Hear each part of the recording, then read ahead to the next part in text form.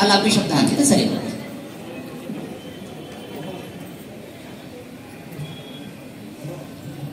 ಎರಡನೇ ಪಾದದಲ್ಲಿ ಆರಂಭದಲ್ಲಿ 4 ಪಾದದಲ್ಲಿ ಏನೇನು ಹೇಳ್ತಾರೆ ಎಲ್ಲರಿಗೂ ಸಮಾನನು ವ್ಯತ್ಯಾಸ ಇಲ್ಲ, ಅಲ್ಲಿ ವ್ಯತ್ಯಾಸ ಇದೆ ಅಂತ. ಅಂದ್ರೆ ಅಲ್ಲಿ ಹೇಳೋದು ಹೇಳ್ತಾರೆ ಮತ್ತೆ ದೇವಾನಾಂ ಮೋಕ್ಷ ಉತ್ಕ್ರಾಂತಿಶ್ಚ ಅಸ್ಮಿನ್ ಪಾದೇ ಮುಚ್ಚದೆ ಅಂತ ಭಾಷ್ಯ.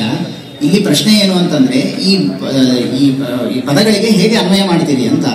ದೇವಾನಾಂ ಮೋಕ್ಷ ಉತ್ಕ್ರಾಂತಿಶ್ಚ ಅಂತ ದೇವತೆಗಳಿಗೇನೆ ಮೋಕ್ಷ ಮತ್ತು ಉತ್ಕ್ರಾಂತಿ ಅಂತ ಅರ್ಥ ಮಾಡ್ತೀರೋ, ಅಥವಾ ಮೋಕ್ಷ ಶಬ್ದವು ದೇವತಾ ಶಬ್ದದೊಟ್ಟಿಗೆ ಅನ್ವಿತವಾಗುತ್ತೆ ಮತ್ತು ಇದರೇಶಾಂ ಉತ್ಕ್ರಾಂತಿ ಅಂತ ಹೀಗೆ ಅರ್ಥ ಮಾಡ್ತಿರೋ ಅಂತ ಪ್ರಶ್ನೆ. ಮೊದಲನೇದನ್ನ ಹೇಳಲಿಕ್ಕೆ ಬರೋದಿಲ್ಲ. ಯಾಕೆ ಅಂತಂದ್ರೆ ದೇವತೆಗಳಿಗೆ ಮೋಕ್ಷ ಮತ್ತು ಉತ್ಕ್ರಾಂತಿ ಅಂತ ಹೇಳಿಬಿಟ್ರೆ ಉಳಿದವರಿಗೂ ದೇಹ ಸಹಿತರಾಗಿ ಇರ್ತಾರೆ ಅಂತ ಅರ್ಥ ಆಗುತ್ತೆ. ಇಲ್ಲ, ಅವ್ರು ದೇಹ ಸಹಿತರಾಗಿ ಇರೋದಿಲ್ಲ ಅಂತಂದ್ರೆ ಹಾಗಲ್ಲದೆ ಇರೋದಕ್ಕೆ ನಿಮಿತ್ತ ಏನು ಅಂತ ಅಂದ್ರೆ ಅದರ ಬಗ್ಗೆ ಏನಾದ್ರೂ ಹೇಳಬೇಕಿತ್ತು ಸೂತ್ರದಿಂದ. ಅದ್ಯಾವುದನ್ನು ಕೂಡ ಹೇಳಿಲ್ಲ. ಹಾಗಾದ್ರೆ ದೇವಾನಾಂ ಮೋಕ್ಷ ಇದರೇಶಾಂ ಉತ್ಕ್ರಾಂತಿ ಅಂತ ಹೀಗೆ ನೀವು ವಿಭಾಗ ಮಾಡ್ತೀರಿ ಅಂತಾದ್ರೆ ಆಗ ಇದು ಮೋಕ್ಷ ಪ್ರಕರಣ ಆಗಿದೆ. ಅದರಿಂದಾಗಿ ಉತ್ಕ್ರಾಂತಿ ಅನ್ನೋ ಶಬ್ದಕ್ಕೆ ದೇಹಾತ್ಕ್ರಾಂತಿ ಅನ್ನುವಂತಹ ಅರ್ಥ ಸ್ಪಷ್ಟ, ಮತ್ತು ಇದು ಮೋಕ್ಷ ಪ್ರಕರಣ ಆಗಿದೆ. ಅದರಿಂದಾಗಿ ದೇವಾನಾಂ ಮೋಕ್ಷ ಅಂತಂದ್ರೆ ದೇಹಾತ್ ಮೋಕ್ಷ ಅಂತಾನೆ ಅರ್ಥ.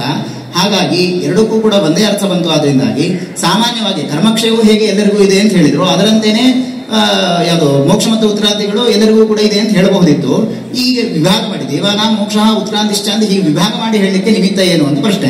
ಅದಕ್ಕೆ ಉತ್ತರ ದೇವಾನಾಂಚ ಮನುಷ್ಯಾಣಾಂ ಏತಾವತ್ ಸಮಮೇವ ಹಿ ಉತ್ಕ್ರಾಂತಿ ಮಾರ್ಗೋ ದೇವಾನಾಂ ನ ಪ್ರಾಯೇಣ ಭವಿಷ್ಯತಃ ಅಂತ. ಆ ಪ್ರಾಯಣ ಅಂತಂದ್ರೆ ಅವರು ಯಾವಾಗ ಮನುಷ್ಯರಾಗಿ ಅವತಾರ ಮಾಡ್ತಾರೋ ಮನುಷ್ಯ ಲೋಕದಲ್ಲಿ ಆಗ ಹೀಗಿರೋದಿಲ್ಲ ಅಂತ. ಅಂದ್ರೆ ಅವರಿಗೆ ಅರ್ಚರಾದಿ ಮಾರ್ಗಗಳೆಲ್ಲ ಇದೆ. ಆದ್ರೆ ಆಗ ಮೋಕ್ಷಕ್ಕೆ ಹೋಗ್ತಾರೆ ಅಂತಂದ್ರೆ ಮೋಕ್ಷಕ್ಕೆ ಹೋಗೋದಿಲ್ಲ, ಅಂಶವನ್ನ ಸೇರ್ಕೊಳ್ತಾರೆ, ಅಂದ್ರೆ ಮೂಲ ರೂಪವನ್ನ ಸೇರ್ಕೊಳ್ತಾರೆ ಅವರು ಅಂತ. ಅನಂತರದ ದೇವತೆಗಳಿಗೆ ಇರೋದಿಲ್ಲ ಅಂತ ಕಾರಣ ಹೇಳಿದ್ರೆ ಯಾವ್ದಾದ್ರು ಅಂದ್ರೆ ದೇವತೆಗಳಿಗೆ ಈ ಅರ್ಚನಾದಿ ಮಾರ್ಗ ಯಾಕೆ ಇರೋದಿಲ್ಲ? ಆ ಮಾರ್ಗ ಯಾಕಿಲ್ಲ ಅಂತಂದ್ರೆ ಅವೆಲ್ಲವೂ ಲೋಕಗಳೆಲ್ಲವೂ ಕೂಡ ನಾಶ ಆಗ್ಬಿಟ್ಟಿರುತ್ತೆ ಪ್ರಳಯ ಕಾಲದಲ್ಲಿ. ಇವ್ರು ಲೈವ ಹೊಂದೋ ಮುಂಚೆನೆ ಲೋಕಗಳೆಲ್ಲವೂ ಕೂಡ ನಾಶ ಆಗ್ಬಿಟ್ಟಿರುತ್ತೆ. ಅದರಿಂದ ಇಲ್ಲೇ ಮೊದಲಿಗೆ 4 ಪಾದದಲ್ಲಿ ಏನು ಹೇಳ್ತಾರೆ ಅದರಲ್ಲಿ ಎಲ್ಲರಿಗೂ ಸಮಾನನೋ ವ್ಯತ್ಯಾಸವನ್ನು ಕೇಳಿದೆ.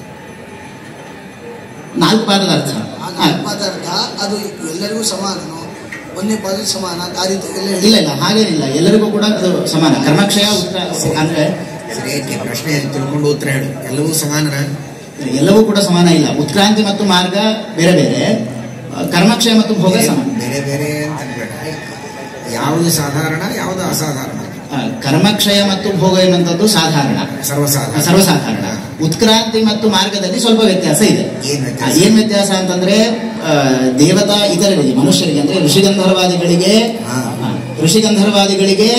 ಉಚಿತೇನ ಮಾರ್ಗೇಣ ಅರ್ಚಿರಾದಿನಾವಾಪಥ ಅಂತ ಅದಕ್ಕೆ ವ್ಯಾಖ್ಯಾನ. ದೇವತೆಗಳಿಗೆ ಆಗ್ಬೇಕಾದ್ರೆ ಸ್ವತಮ ಪ್ರವೇಶ ಎನ್ನುವಂಥದ್ದು ಅವರಿಗೆ ಉತ್ಕ್ರಾಂತಿ. ಈ ಉತ್ಕ್ರಾಂತಿ ಮಾರ್ಗಗಳು ಇಲ್ಲ, ಉತ್ಕ್ರಾಂತಿ ಮಾರ್ಗಗಳು ಅವರಿಗೆ ಇರೋದಿಲ್ಲ. ಅಷ್ಟು ಸರ್ವಸಾಧಾರಣ ಅಲ್ಲ. ಸರ್ವಸಾಧಾರಣ ಅಲ್ಲ, 2 ಮಾತ್ರ ಸರ್ವಸಾಧಾರಣ.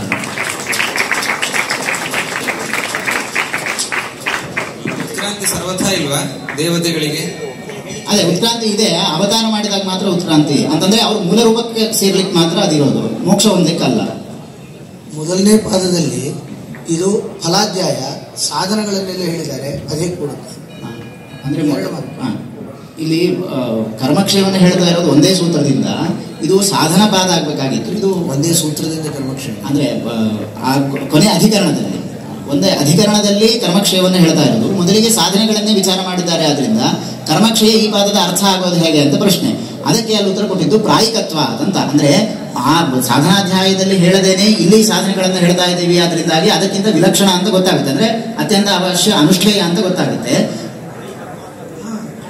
ಪ್ರಾಯಿಕತ್ವ ಅಂತಂದ್ರೆ ಪ್ರಧಾನತ್ವ ಅಂತ ಅರ್ಥ. ಅಂದ್ರೆ ಅನನ್ಯಾರ್ಥತೆಯ ಕರ್ಮಕ್ಷಯವೇ ಈ ಪಾದದ ಅರ್ಥ. ಆತ್ಮನಿ ಬ್ರಹ್ಮ ಇನ್ನೊಂದು ಅರ್ಥದ ಆತ್ಮನಿ ಬ್ರಹ್ಮ ಪ್ರಾಯಿಕತ್ವ ಅನ್ನೋದಕ್ಕೂ ಇನ್ನೊಂದು ರೀತಿಯ ಅರ್ಥ. ಈ ಅಧ್ಯಾಯ ಪಾದ ವ್ಯವಸ್ಥಾ ಪ್ರಾಯಿಕತ್ವಾದ ಉಪಪದ್ಯತೆ ಅಂತದೆ. ಅನನ್ಯಾರ್ಥತೆಯ ಕರ್ಮಕ್ಷಯವೇ ಪ್ರತಿಪಾದ್ಯವಾದದ್ದರಿಂದ ಇದು ಕರ್ಮಕ್ಷಯ ಪಾದ ಅಂತ ಏನು ಹೇಳಿದ್ವಿ, ಸರಿಯಾಗಿ ಹೇಳಿದೆ. ಇದಲ್ಲದೆ ಪ್ರಾಯಿಕತ್ವ ಅನ್ನೋದಕ್ಕೆ ಇನ್ನೊಂದು ಅರ್ಥ ಹೇಳ, ಅಂದ್ರೆ ಪ್ರಸಿದ್ಧವಾದ ಅರ್ಥ. ಪ್ರಾಯಿಕ ಅಂತ ಅರ್ಥ ಏನು ಸಾಮಾನ್ಯವಾಗಿ ಬಹು ಅಂತ. ಅದೇ ಅರ್ಥ, ಬಾಹುಲ್ಯ ಅಂತ. ಬಾಹುಲ್ಯ ಅಂತ ಏನ್ ಬಾಹುಲ್ಯ ಏನು? ಕರ್ಮಕ್ಷಯದ ಬಾಹುಲ್ಯ, ಸಾಧನೆಗಳ ಬಾಹುಲ್ಯ ಇದೆ ಇಲ್ಲಿ. ಚತುರ್ಥಾಧ್ಯಾಯ ಸಾಧನ ಬಾಹುಲ್ಯ ಹೇಗಿರ್ತದೆ? ಇದು ಫಲದ ಬಾಹುಲ್ಯ ಅಂದರೆ ಅಧ್ಯಾಯ ಪಾದ ವ್ಯವಸ್ಥಾ ಅಂತ 2 ಇದೆ. ಅಧ್ಯಾಯ ವ್ಯವಸ್ಥಾ ಹೊಂದಿಸಬೇಕಾದರೆ ಬಾಹುಲ್ಯ ತಗೊಳ್ಬೇಕು. ಫಲವನ್ನ ಬಾಹುಲ್ಯನ ಹೇಳಿದ್ದಾರೆ. ಆದ್ದರಿಂದ ಇದು ಫಲಾಧ್ಯಾಯ. ಯಾಕೆ 3 ಪಾದಗಳಲ್ಲಿ ಬರೀ ಫಲ. ಪ್ರಥಮ ಪಾದದಲ್ಲಿಯೂ 1 ಅಧಿಕರಣದಿಂದ ಫಲ, ಆದ್ದರಿಂದ ಫಲ ಬಾಹುಲ್ಯ ಬಂತು. ಪಾದ ತೆಗೆದುಕೊಂಡಾಗ ಬಾಹುಲ್ಯ ಹೇಳಿಕ್ ಬರೋದಿಲ್ಲ.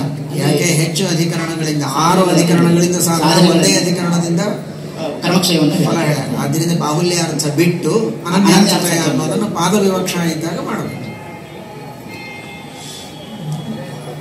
ಬ್ರಹ್ಮದೃಷ್ಟಿ ಉತ್ಕರ್ಷಾತ್ ಅನ್ನುವಲ್ಲಿ ಆ ಸೂತ್ರಕ್ಕೆ ಅರ್ಥ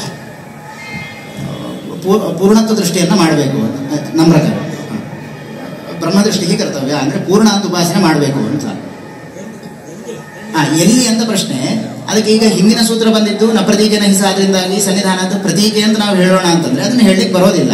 ಯಾಕೆಂದ್ರೆ ಯೋಗ್ಯತಾ ವಿರಹ ಅಂತ ಅಂದ್ರೆ ಅರ್ಥ ಅಬಾಧ ಇದೆ, ಆದ್ರಿಂದಾಗಿ ಅರ್ಥ ಬಾಧ ಇದೆ, ಆದ್ರಿಂದಾಗಿ ಯೋಗ್ಯತಾ ವಿರಹ ಅರ್ಥ ಬಾಧ ಇದೆ, ಆದ್ರಿಂದಾಗಿ ಆದ್ರೆ ಹಿಂದಿನ ಸೂತ್ರದಿಂದಾಗಿ ಯಾವುದು ಆತ್ಮೀಯ ಉಪದಕ್ಷಿಣ ಗ್ರಹ ಎಂದಿച്ച ಅಲ್ಲಿರುವಂತಹ ಆತ್ಮಶಬ್ದವನ್ನ ಇಲ್ಲಿ ಇಟ್ಕೊಳ್ಬೇಕು.